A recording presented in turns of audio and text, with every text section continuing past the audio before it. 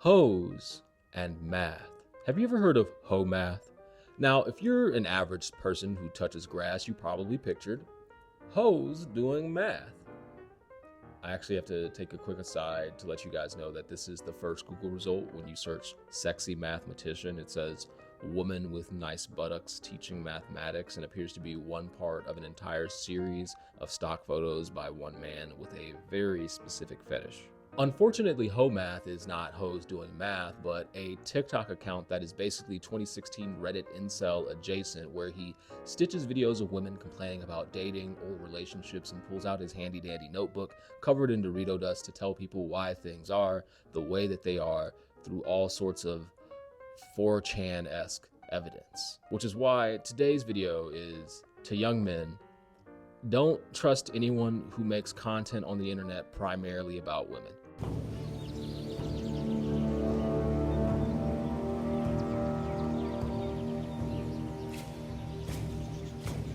So to start this video out, I need to introduce you guys to my misogyny alignment chart, which basically is a political alignment chart, but instead of authoritarian and libertarian or left and right, you should just see unethical and ethical and real and fake. So we're going to specifically place, hoe math up here in unethical and fake, but I'd like to go clockwise around this circle to kind of explain to you what I mean. Starting down here at fake but ethical, we have Montaine. If you don't know Montaine, consider yourself lucky. Perhaps you missed out on the whole cut a board saga, which... What is this? Is this racist? This feels racist. And right now he's picked up an even more annoying intentional rage baity gimmick where he tries to show off the little V part in his ab. It's a hard watch. But the primary bulk of his content is him saying, these are the secrets that men don't want you to know. Where he goes into a video and he says some secret thing aimed at or targeting women about men. And Montaine misses out on the golden rule of pandering here, which is that people only like pandering when they don't know they're being pandered to. I mean, why do you think I'm wearing a more donkey hoodie in this video? It's just gonna send some nerd's brains just flying off and get that engagement. Someone's gonna go, I don't know your content, but I saw the donkey hoodie and I followed. Now, the reason why I put Montaine in the fake but ethical section is because technically he's not giving out any bad advice or really saying anything. He's just kind of cringe.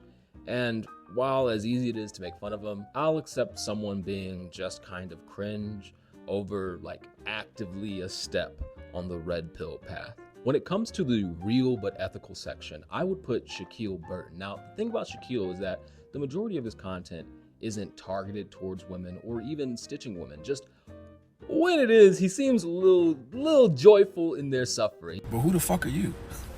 Don't tell me you're one of them mixed breeds that think just because you're a mixed breed that you better than everybody else. He takes a little pride in the fact that he'll even stitch a video of a woman just to talk about football. It'll be like her crying about like a baby daddy or something. But the reason why I put him in real and ethical is because ultimately Shaquille's not out here to give advice or to tell people how to interact with women. He's just an equal opportunity shit talker. He just likes talking shit about people. Dude just seems to like talking shit. Ultimately, he feels like one of my cousins. Like if my cousin was popular on social media, shout out to my cousin D. But ultimately, Shaquille just kind of feels like somebody you know who isn't like all into the spectrum of like what is and isn't problematic. He's just some dude who grew up and he's funny. And that's like the thing about him. Ultimately, everything Shaquille says seems to be coming from a place of his honest truth. And he feels like somebody from back home where, all right, sure, they didn't learn all this new shit about like what is and isn't problematic or this and this and that or what is and isn't PC, but he's just talking shit. And I can see that as reality. Now, in the real but unethical section, I would put BlackRyanst Seacrest. You know, I once called BlackRyanst Seacrest a villain, and that was harsh of me. I followed him, I watched his content for a while, and now that I have sort of gotten to interact with his content a bit more, he just seems to be sort of an agent of chaos. sort of like chaotic neutral on the D&D alignment chart, where he is neither here for good nor bad. He just exists for the chaos and the entropy of the world around him. BlackRyanst is also someone who doesn't make content entirely surrounding responding to or telling people how to interact with women. In fact, he doesn't even necessarily give out advice, but he does particularly make women sort of these pawns in all the stories. Or not pawns, but sort of these characters. Let me roll the footage. So my girl's best friend asked me if she could eat my girl out in front of me, and I was like, absolutely not. And she's like, why not? I was like, because I'm not a spectator, I'm a participant. So I'm hitting it from the back, right? And I'm like, something's different about this time. Like, she's throwing it back a little more viciously than usual. So I'm like, is she mad at me? I think people follow him just for the outlandish nature of his storytelling, that he's kind of funny, and you're just like, is this even real? But after enough time, you're like, a lot of these stories are real and very bizarre. But ultimately, the women are just there as sort of nameless figures to be put in some outlandish situation in all of his entropy and chaos that he puts out into the world. In the fake and unethical section, we have HMath. And the thing that gets me to talk about HMath right now is I saw a video, it came across my FYP, of someone who's younger, I think in his early 20s or maybe even a teenager, who follows me, who discovered that HMath was racist, apparently something he had said, but that he used to follow HMath because he thought some of it was funny, whereas to me, the red flags on the HMath account were instantaneous. HMath has an appeal to men who aren't having a particular success in their dating lives and are looking for a reason or someone to blame that on. So what HMath does is he pulls out his handy dandy little notebook that looks like the kind of thing that you'd see on the local news where both of the parents are crying and going, we never thought it would be him.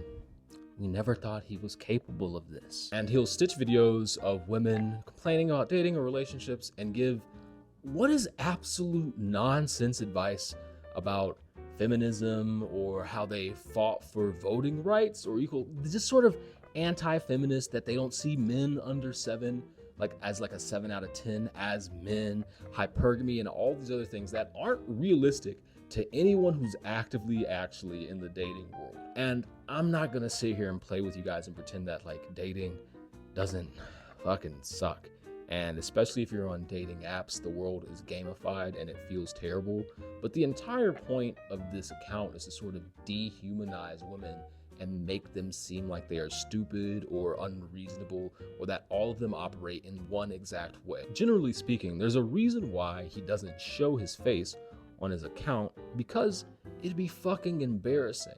This is the same kind of shit that they post on like looks-maxing forums on 4chan and things like that. Generally speaking, and this goes for men and women, beyond gender, I would not take advice from anyone on the internet who has made it their money maker, their content goal, like they thrive on this money, to tell you how the dating world works, because ultimately what they are doing is they are preying on your insecurities.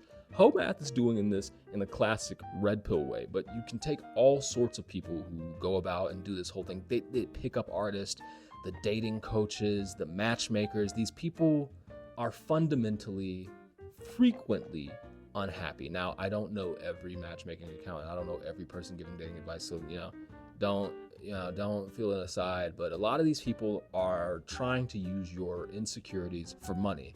And this guy is using your insecurities for content, for money, and specifically, he's just a fucking loser. Now, I know that somebody's gonna come in and be like, oh, Christian, I can't believe you're white knighting like this. No one's gonna fuck you, bro. Dog, do you think I make this content for that reason? What's funny is I've spent a lot of time trying to brand myself as sexless, and what I've picked up is that the thing that seems to get people to want you more is the less you want this to happen. Like, I don't know, the more that I'm like, oh, I'm actually just a nerd who's a loser who stays inside and doesn't want anyone to bother him, they're like, yeah, that's my type. That's my type. Trust me, nothing I do is for that purpose. No one's flinging panties at me for making joke political alignment charts. Anyhow, thank you for watching the video. You guys want to see what's in the cup?